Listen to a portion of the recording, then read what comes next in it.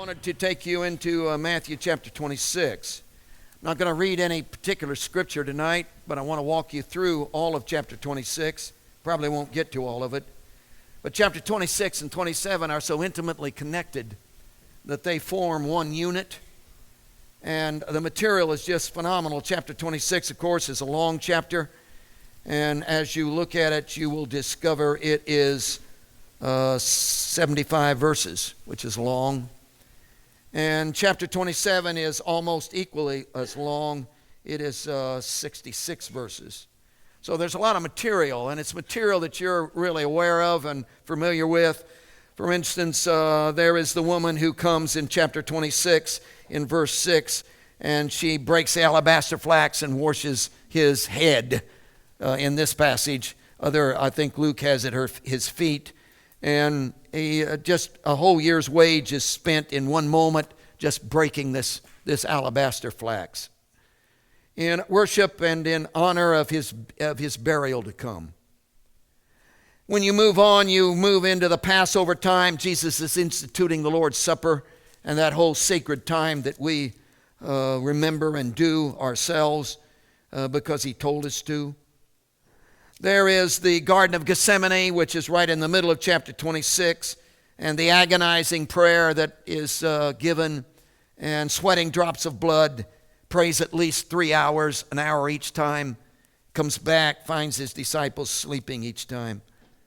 There's Judas coming in verse 47 of chapter 26, leading the parade of all the guys in the middle of the night, probably 3 a.m. in the morning, just trouncing through the garden and putting the kiss of betrayal on his cheek, and that whole betrayal thing takes place, and wow, it's just some chapter. There is a concept that I want to give you. There would be, each paragraph probably would have its own concept and would have its own truth to portray to you. But when you look at the whole chapter, and chapter 27 included, there is a major concept that comes at you. And surely you've wrestled with this concept.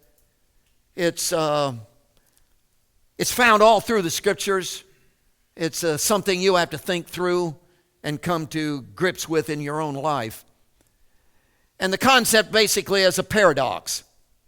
Over on one side, you've got the sovereignty of God. Over on the other side, you've got the free will of man. Man has a choice. Man does what he wants to do. Man can choose, not choose. Man can do, not do. Man can take his feeble fist and shake it in the face of God and stomp off like he is God and do his own thing. On the other side, you have this sovereignty of God. God is almighty. God is creator. God has got everything under control. God foreknows. Nothing slips by him. Nothing catches God by surprise. God is never frustrated. God is sovereign. Everything is coming under his control. Nothing takes place that doesn't come through him first. And you got this paradox. Now, when you try to bring that into the cross, you've got this dynamic going on in the scriptures. In fact, one place you see it in this chapter, and we're going to deal with that. But you see it, for instance, in Peter's sermon. Peter preaches a sermon explaining Pentecost. And as he preaches, he says this. It's a powerful statement. It's the whole concept wrapped up in one verse. Listen to this. Peter said, Jesus, being delivered by the determined purpose and foreknowledge of God. What's he saying? He's saying, hey, the cross, you know where it came from? The determined purpose and foreknowledge of God. If you want to know why Jesus is dying on a cross, God ordained it. God, the sovereign God, planned it. God pulled this off.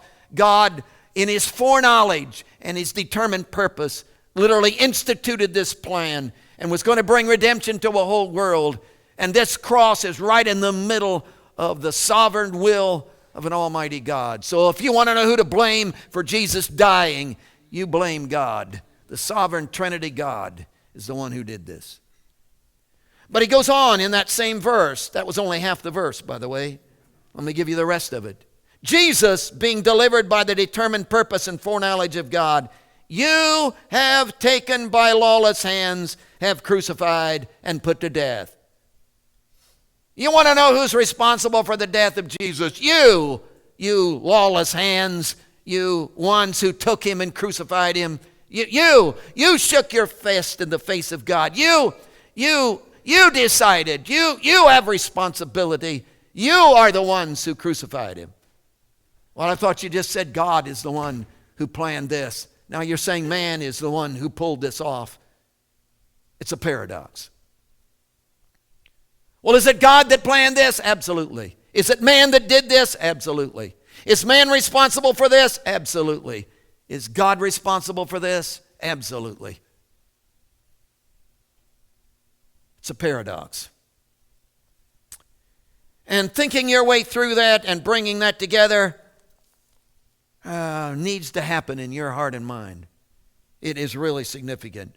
It's interesting, the prophets, Isaiah chapter 53, he gives these phenomenal statements that we just love, which all describe Jesus in his death.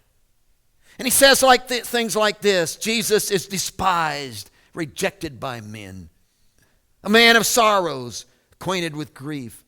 We hid, as it were, our faces from him. He was despised, and we did not esteem him. Surely he has borne our griefs, carried our sorrows, yet we esteemed him stricken, smitten by God.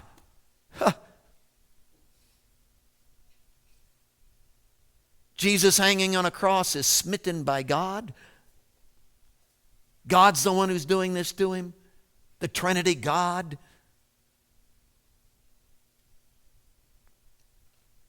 Goes on, same passage.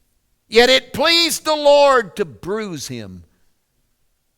He has put him to grief when you made his soul an offering for sin. So Isaiah is trying to say the same kind of thing. See, it's this paradox thing. Over here is the sovereignty of God, and God has a plan, and God is pulling this plan off. Over here are sinful men who are strutting around acting like they're doing their own thing and making choices and pulling it off and whacking each other in the back and wiping their hands saying, good job, we got this done. All the time it's a sovereign God who's getting this done. Are they less responsible? Absolutely not. Paradox. It's an interesting paradox, isn't it? And I want you to think about this. If you were Matthew and you were writing to a bunch of Jews and you wanted to convince them that Jesus is conqueror, Lord, King, what would you do with the cross? Come on, the cross is... He didn't make it, did he? The cross is, wow, he didn't get in with the right people. He made the wrong people mad. The cross is, forevermore. Even his disciples have turned their back on him. The cross is, wow, they've stripped him naked. He's ashamed before the whole world. The cross is defeat. The cross is, wow. What a tragedy. And if you were trying to present Jesus as kingly Messiah and King of Kings and Lord of... What would you do with this thing? Would you hide it? Would you downplay it? Would you camouflage it? Would you put it in small print? What would you do with it? I can tell you what Matthew does with it. Matthew gives 14 of the 28 chapters of his book to it. He presents it as if, woo! He doesn't present the cross as, oh, mercy. He presents the cross as not, oh, brother. He presents the cross as whoopee. He presents the cross as victory. He presents the cross as conquering. He presents and you look at the cross and say, whoa, this is victory. This is conquering. He presents it as a sovereign God with an overwhelming plan who's pulling off that plan and is going to redeem a whole world through this thing. It's phenomenal. That's chapter 26 and 27. And I want to show you how he does that in this chapter. We haven't got time to walk through the whole chapter, but I just want to give you an outline, and we'll just kind of walk through some of these stories as we begin in chapter 26, verse 1. He starts out with this counsel of Jesus. Jesus is counseling. And it's interesting how verse 1 starts in chapter 26, verse 1. Look at that thing. He says, "Now it came to pass when Jesus had finished all these sayings." What sayings? Well, obviously the sayings in chapter 24 and 25. What's going on in chapter 24 and 25? It's almost all red letters except for just a few verses. And Jesus is speaking. In fact, chapter 25 is solidly red letters. And he tells 3 parables. So what are these 2 chapters? And you know chapter 24 and 25 are all about second coming stuff, about the wrap-up of the world. And the disciples have asked him as they came out of Jerusalem and came down to the Mount of Olives. And one of the things that's really irritating about Jesus is he's always right. Isn't that irritating? You'd like to have him be wrong once, but he's always right. And he had told them, hey, this thing is going flat, son. There isn't going to be a stone left on top of another. When this goes down, hey, it's going flat. And they got scared about that because they were really into the temple and buildings, and they really thought that was big stuff. Because how do we know God is with us? Well, we got the temple, and he lives in the temple, so God is with us. Well, what happens when it goes flat? Well, I know I'm a Christian. How do you know? Well, I go to church and worship on Sunday morning. What happened there when there isn't any church and you have no church to go to and you can't go to church? What are you going to do then? Well, I got the Bible. What happens when they take it away from you? What are you going to do then? See, how do you know? So they got scared, and they came to Jesus and said, well when's this going to happen? Fill us in on this. When's the end of the age? When's this all wrapping up? And Jesus gives them some theology, and they don't get it. So he says, well, let me tell you stories. So he tells these stories. In chapter 25, he tells 3 of them. He tells the parable of the wise and foolish virgins. Yeah. And what's it all about? Well, it's a wedding thing. And the bridegroom goes off. And he's late for his own wedding. See, it's a joke. See, Jesus had a sense of humor. Can you imagine the bridegroom being oh, yeah, he's out on the interstate, had a flat tire. He called. He'll be in when he can. To his own wedding? What's the deal here? And so they come, and 5 had oil, 5 didn't have oil, and hey, the door was shut, and the bridegroom showed up late. Well, who's the bridegroom? Who's the one that's in charge of this thing? Who's the one that set the schedule? Well, it's obviously Jesus. He's in charge. It's a little stronger in the second parable, which is the talent thing, the money thing. A rich man is going to Florida to fish, and he comes to his servant, gives him some money, 1, gives another guy 2, gives another guy 5, and says, hey, help yourself, I'll be gone for a while, I'll come back, and you can give an account when you get back. Guy that had 2 doubled, guy that had 5 doubled, guy that had 1 buried it. Buried it. Yeah, buried it. When the rich guy came back, he dug it up and said, there, you gave it to me, I give it back to you. Well, good night, you could at least put it in the bank so I could got some interest. What's your problem? So who's the rich man in all of this? Who's the guy that's in charge in all this? Well, obviously it's Jesus. He's in charge. And then it really comes on strong in the last parable, which is verse 31 of chapter 24, or chapter 25. Jesus starts this parable. Listen to these words. When the Son of Man comes in his glory and all the holy angels with him, then he will sit on the throne of his glory. All the nations will be gathered together before him, and he will separate one from another as a shepherd divides his sheep from the goats.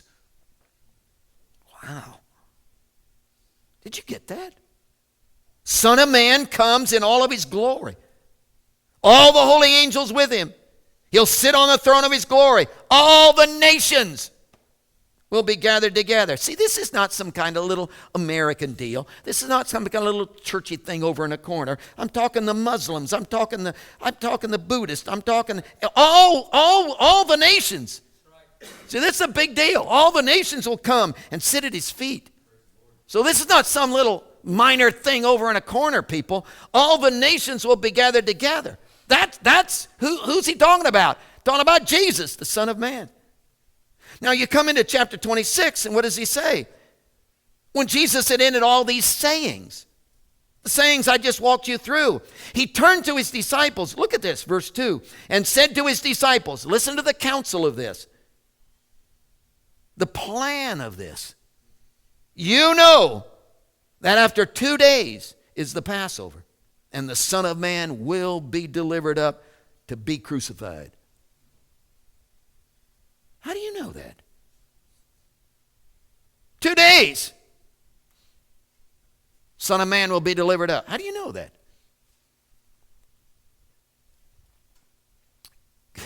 Because he's in on the plan, people. He's not being trapped. It isn't, oh, brother, I can see the handwriting on the wall, yeah. If I keep walking down this road, I should get out of town. See, it's not that kind of stuff. This is a Jesus who's filled with the Spirit, and the sovereign God has a plan, and Jesus is walking right in the middle of that plan, and right in the middle of all this crucifixion and all this suffering that's going to go on. This is not, I've been trapped. This is not, oh my, I made the wrong turn. This is not, well, yeah, I made some bad decisions in the past, and hey, it caught up with. See, it's not that. This is a sovereign God who has a plan, and Jesus is marching right in the middle of this plan. So this is his deal. And he's not being defeated. He's in victory. And this is not chaos. This is a carrying out of all that he desired to get done.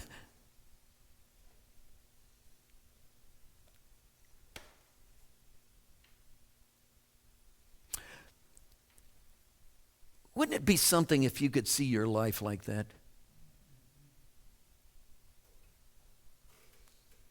Well, if I was really in the will of God, nothing bad would happen to me. Are you kidding me? Talk to Jesus.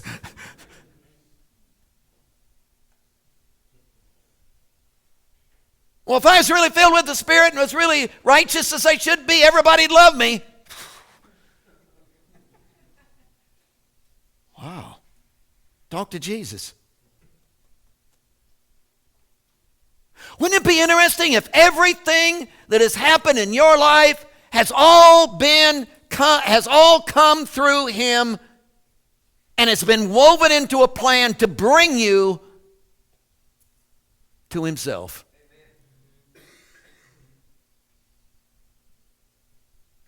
Well, I've had a lot of bad. I know.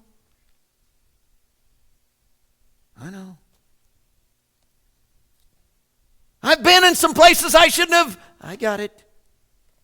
But wouldn't it be interesting? Wouldn't it be interesting if God somehow in his sovereignty has woven that all together, and there is some kind of plan in all of this thing whereby he is literally stripping us down and bringing us to the place of redemption. And this is not out of control, and this is not, oh my, what am I going to do? This is, oh God, could I be yours? And could it really be true that before you get done with my life, all things work together for good? Whew. See, if that isn't true, it ought to be.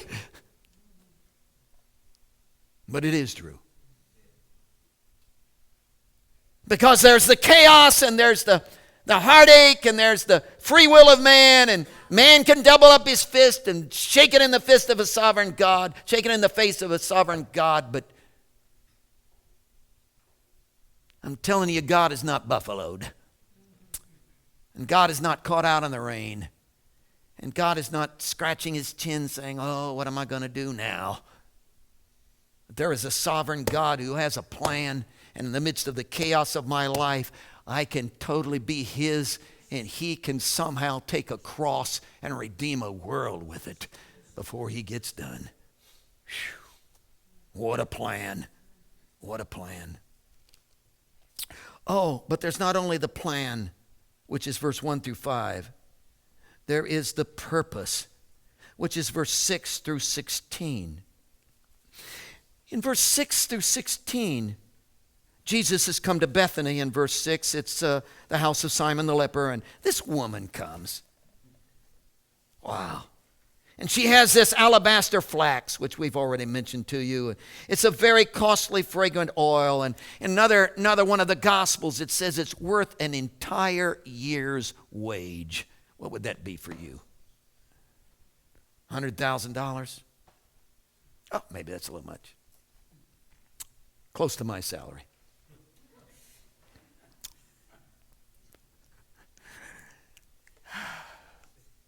A whole year's wage. Have to work a whole year to get that much? Yeah, it's all in a little box, all in a little flax. She takes that thing. I mean, it has a little spout. They tell us it was round like this down here, round, and had a like that. And so you could grab a hold of it and you could tip it and just get a little bit. Why? It's expensive. A whole year's wage. You want to smell good for a lifetime if you're going to use that stuff. Just a little dab here and there. She takes that whole thing and just smashes it. And Matthew says, on his head.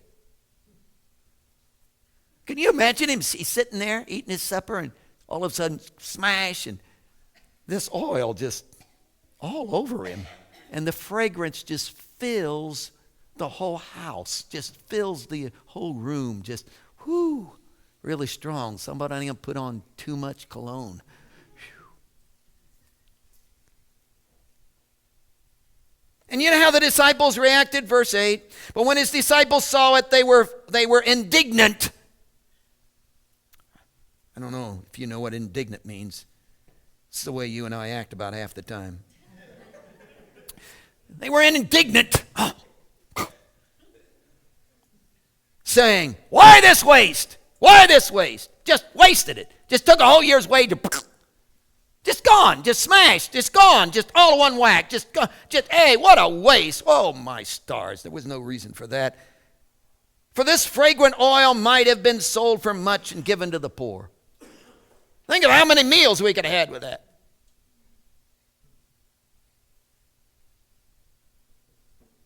And Jesus turned to them in verse 10 and said, you didn't get it, did you? You don't see it, do you? You don't see it. Well, it was just a waste. Wish they'd have given it to me. We could have fed the poor. He said, the poor you have with you always. Well, we had a good meal. Yeah, well, we'll need another one tomorrow.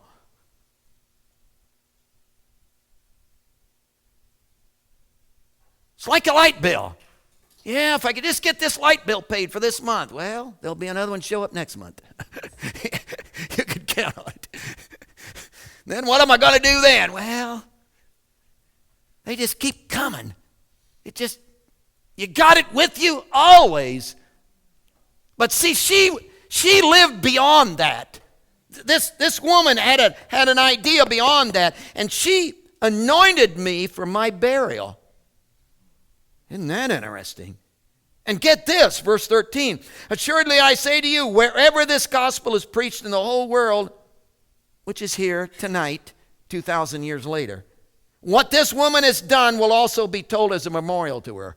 And we're talking about her. And we don't even know her name. Not in this passage. Because she saw something beyond, well, yeah, we got to pay the light bill. She saw beyond that. She saw something bigger than that. She saw purpose.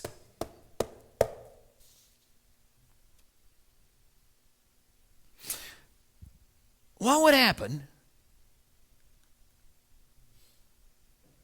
if in all the chaos of your life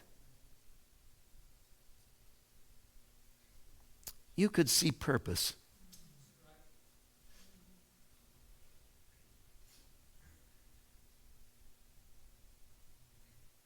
What would happen if things aren't going well, things don't, and it didn't, and people aren't, and they ripped me off, and that, what would happen if in the midst of all of that, you could see some kind of, wouldn't it be interesting if if Jesus was so, you were filled with, wouldn't it be something if there was in your life some overwhelming plan being carried out and you saw everything happening to you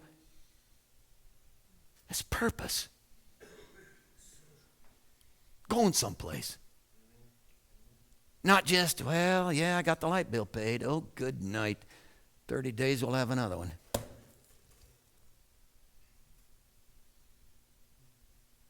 See, I think you got to have that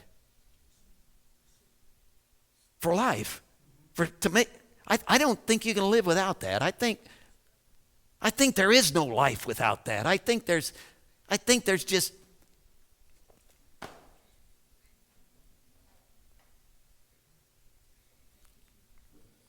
if you could see every single, what looked like defeat, what looked like, oh, that's bad, what looked like, oh, this isn't right, what looked like they didn't treat me right, what looked like, see, that's what he's doing.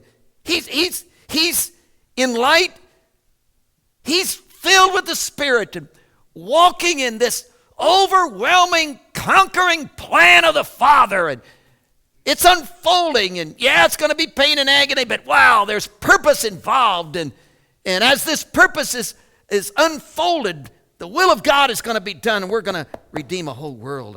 I'll give my life to that, he says. See, I think you could have that. I think he wants you to have that. In fact, in verse 17, down through verse 30, we're talking about the counsel. So he's counseling his disciples. First of all, he tells them the plan. Second of all, he gives them the purpose. And now he's going to walk them into the promotion. He's going to sit them down, and he's going to structure it for them. And they're into the Feast of the Passover in verse 17. And they've got it all set up.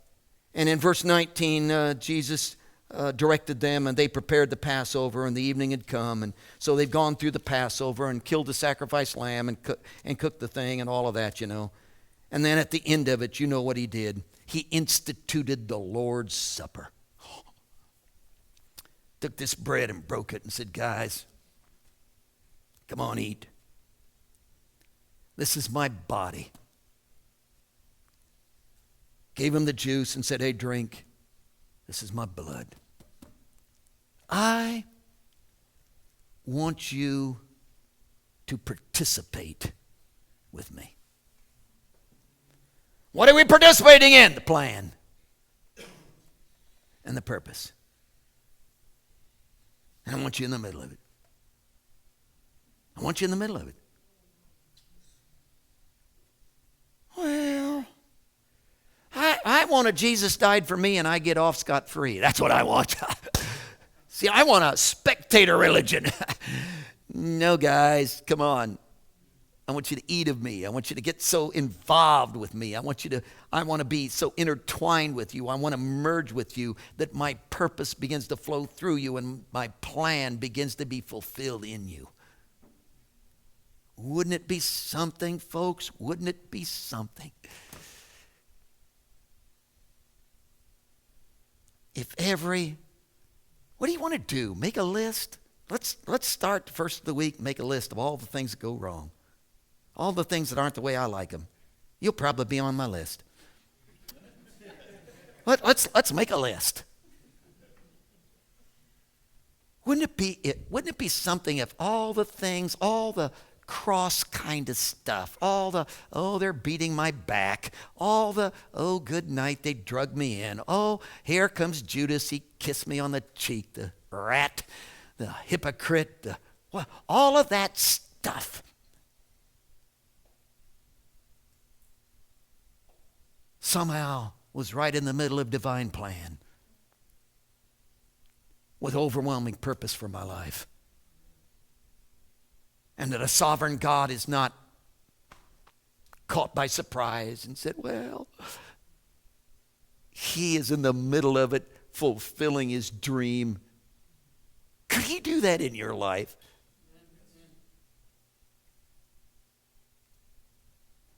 That he took all of mankind and somehow wove it into a plan that ended up redeeming a world. Could he do that in your life? Could he do that in your life?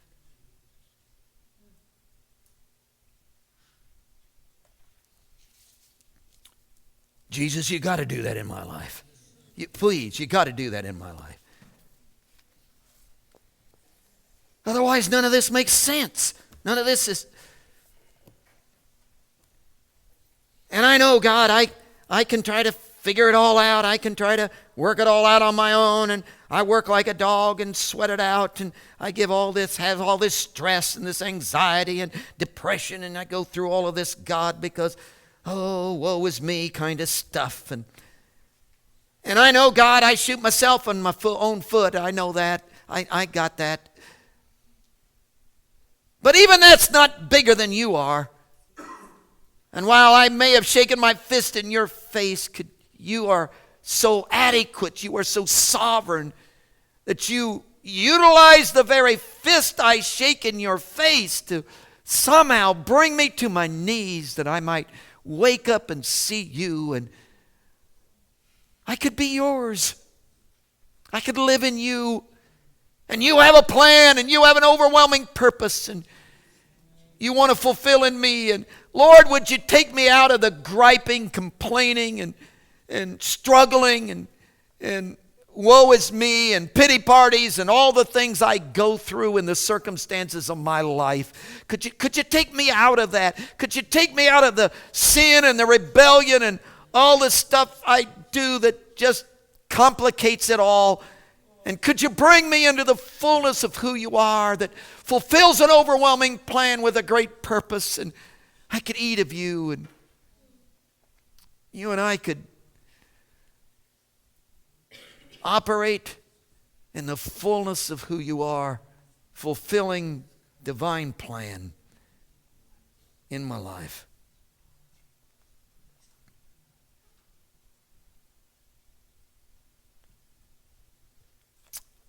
Heads are bowed. I want to challenge you tonight. Would you yield to that?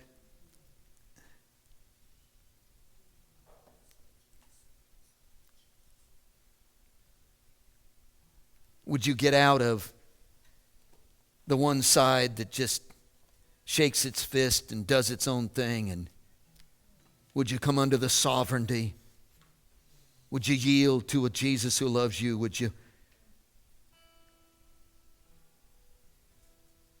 you just take all the chaos and all the stuff? And would you quit carrying it? And would you take all the garbage and everything that's everybody's done to you, or whatever you've gone through? Would you just take it and just yield it and just, hey, Jesus, it's yours. You are adequate to take it, sovereign God, and weave it into the plan until somehow it contributes and a world is won, and my heart is changed, and my life is different.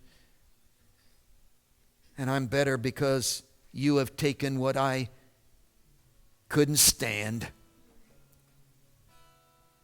and you fulfilled your dream in it. Come on, people. We've got some Jesus on our hands. He's adequate for your scene. It hasn't caught him a surprise. And he has plan and destiny for you. So our altar's open. Seeking, desiring, yielding.